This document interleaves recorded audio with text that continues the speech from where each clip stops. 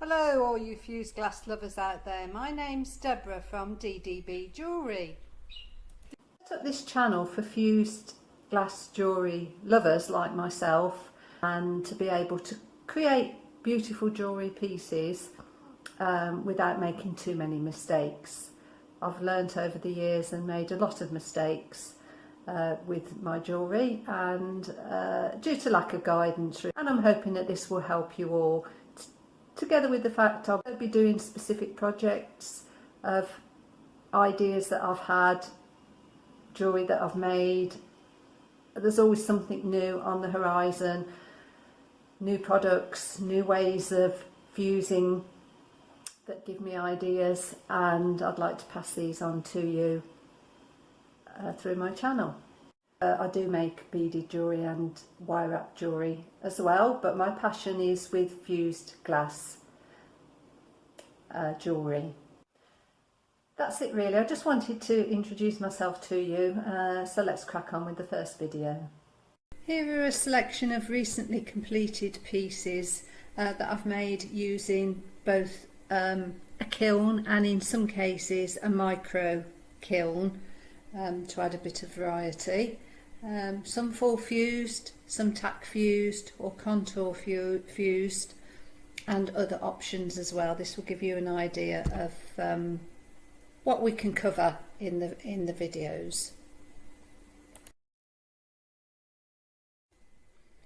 Here is a selection of other pieces that I have made in the past, and they are available through my website ddbjewellery.com. The link is below. Please feel free to subscribe, like, all that sort of thing if you like my videos and you think that they do help you, and that will encourage me to continue to make more of them. Okay, so we're going to jump into the first video now. Let's start with some of the different types of bullseye glass that you can get. To give you an idea of what you need and what there is out there. Okay, so definitely in your need list are black and white. Okay, these are the black, you can see that there is 2mm, so it's a thin one, so you get more layers, bearing in mind that glass wants to be 6mm thick when it's fused. That means you can have 3 layers, and this white here is 3mm thick, so you can only have 2 layers, so that with maybe a bit of dichroic on top. So 3mm is good for that reason. It's also good if you're doing tack fuses. It doesn't matter, because you're not going to be taking the glass up to such a high temperature that it's going to fuse and going to want to be 6mm. Tack fuse is just like it keeps the texture and the contours of the glass, so it won't get fluid enough to want to melt and reach a height of 6mm. This is just opaque bullseye glass. This is black and white. Obviously you can get other colours, so here's an example. I use green, blue a lot for scenery pieces, if you're going to do any scenic pieces, which are very good sellers. We have this is French vanilla. This is a reactive glass, which we'll cover in another video. It only reacts to certain other types of glasses. If you use it just with normal glass, you won't get a reaction, so you can use it just as a cream glass. You just have to be aware that there are some glasses that it will react with, but nothing for you to worry about at this point, because we won't be doing anything reactive for a while. We've got another must is your clear glass. This is Tecta 3mm, and again you can get 2mm, which I tend to use more of the 2mm than the 3mm, but the 3mm does have its uses. So a little bit of 2mm, a little bit of 3mm to be starting off with. This is, so they're all opaque, then you can get transparent glass as well. So here is a little bit of green, again, a little bit of blue. We've got some nice purple here. And you can get sample packs if you look on the internet at the most popular sites are Warm Glass in the UK and AAE Glass in the USA. There is Creative Glass Guild and various other websites that sell glass. And you can get scrap packs and student packs, so you get a variety of different colours in those packs, which tend to be cheaper and overall, and you'll find that you'll be able to use all the different colours in there. eBay sells glass as well. Again, it's a question of shopping around. You can sometimes get it cheaper on eBay, Amazon, and that here sort of is thing. an example of The only thing with ordering glass exactly from this way, a different great shaped distance molds, away, if you were to but order it from America, for idea. example, is the weight of it gives you quite high shipping costs. Also, we have streaky glass. Here is an orangey streaky glass. Again, this is nice for scenery and for creating other patterns in your jewellery, but because of the different shades in it, you can get some quite nice, if you're selective when you cut the glass, you can get some quite nice scenery already built in the glass. There you can see that would be a nice scenic piece. And here's some white streaky as well.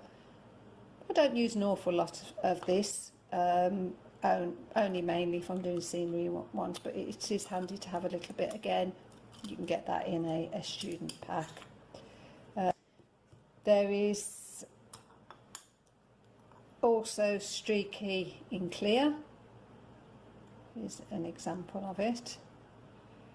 And this glass here is what is called striker glass, so it will fire a different colour. This one actually fires a really deep red.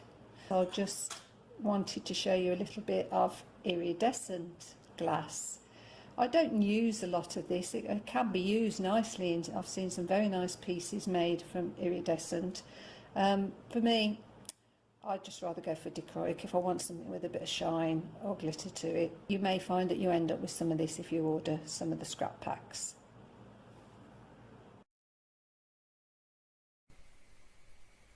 These are a couple of Twizzle pieces that I bought,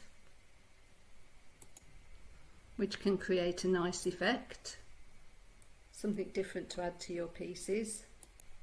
And because they're pretty much opaque, they don't tend to change colour too much.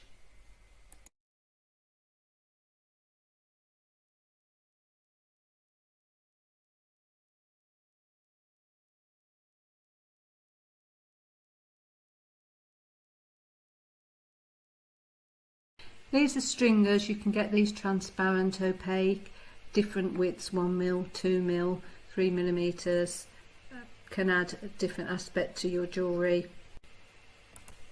And you see that they come in a variety of colours. There are methods where you can hold these over a candle to soften the glass so that you can bend it into curly shapes and that, which are useful to have if you want to create things like branches or just some sort of curves within your piece. Here's a couple of pieces that I made using stringers on white. The first one I've used it on a tack fuse just to retain the texture, and the second one I did on the full fuse. They keep their colours well because they're Bullseye, not dichroic, so you can be pretty consistent when you use those. This is a pre-cut shape. It was sent to me as a free gift with an order that I made. Haven't used it yet. I have watched some videos of particularly Tanya Vate in AAE glass making some nice pieces with pre-cut shapes, all sorts of various shapes that you can get. I'll use it in one of the projects, no doubt, in the future. Okay, next, I just wanted to show you some of the frit that you can get, the ones that you'll use the most. So we'll start with the black frit. Now you can get frit in coarse, medium, thin, and then powder if you want. I have got a tub of this black. I don't use it. I do use it. I don't need to use it, shall I rephrase it, or an awful lot, because I make my own. When I've got little bits of black that I've cut off pieces like these that I don't use, can't find a use for, and I've got a bit of iridescent in there, I'll save them up and I'll crush them down, and you'll see at the bottom of that you end up with that, but for a fraction of the cost of what you pay for that, and it would only go to waste if you didn't. So, and that applies to white as well, and pretty much anything else you want, but that's what. Now, what would you use the black for? Another reason we don't use it a lot is because nobody wants black jewellery, do they? like me, that you like nice, colourful, bright jewellery. But when you're using moulds to make your jewellery, for example, I'll just show you, this is an oval mould, and I wanted to put some colours in there, which we will do at some point. So if, for example, I was going to put some of my ends, bits, probably smaller than this, just can't put my hand on them at the moment, but let's say from here, and we decided we were going to make an oval that had got a base, pattern base on, something like that, maybe, and then we were going to cover that with something else, you know, some clear stuff. This is a project that we will be doing. So say we wanted to use some of our, get a little piece of dichroic on top of that, and then we were going to fuse it, and it will melt to the shape of that. Anyway, the reason you would then, if you looked at the back of that when it was fused, there would be like clear bits here. It wouldn't be a black back totally, and that's okay, but it just looks a bit messy, I think. So what I would normally do is coat the bottom with a bit of the black or bits of these, then put this on top so it doesn't matter about the gaps, and then the other pieces on top of that. So that's what I use those for. And here is an example of 3 pieces that I made in exactly this way, different shaped moulds, but the same idea. So black is probably, to start off with, get a black. It's not very expensive, and I think you can get small amounts than that as well. I have white opal for the same reason, to do white, and also white does actually is going to be used a lot in some of our pendants. So I have white opal, fine frit, and I also have white opal powder. I'd say they're essentials as well.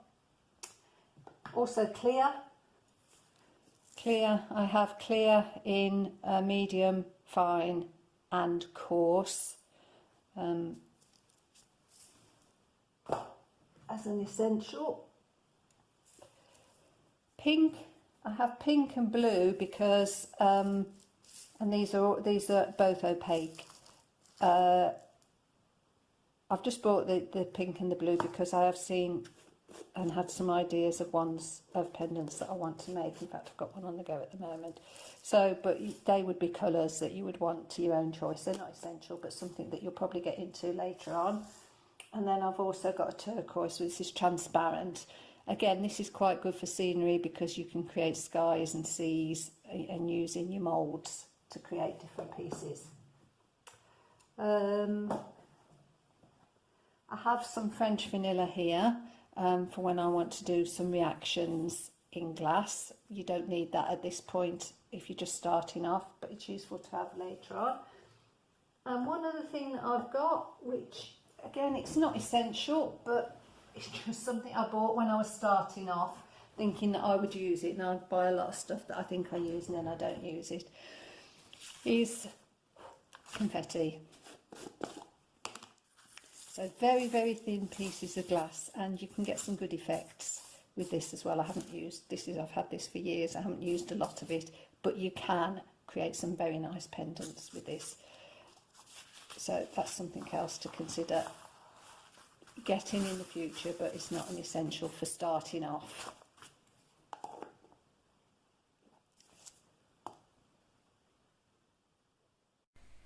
I hope that's helped explain a little bit about Bullseye glass.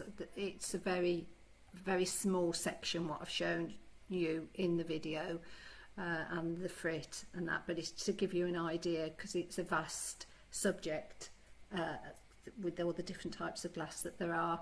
And please stay tuned and watch my next videos. I'll try and explain more about some of the other components that you can use in using glass, and then also we'll get on to making some pieces and some of the ideas that I've got, but just using your basic stuff, so you haven't got to keep going out and buying different things. I know there's a lot of videos out there with projects, and you sit down and you think, oh, I haven't got this and I haven't got that, and I'm hoping that you'll be able to use pretty much what you've got in to make nice pieces of jewellery. I haven't got a vast supply of glass.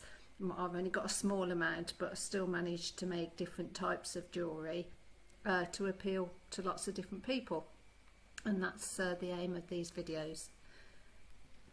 These are some. Hope you found that useful and that you'll stay tuned for my other videos.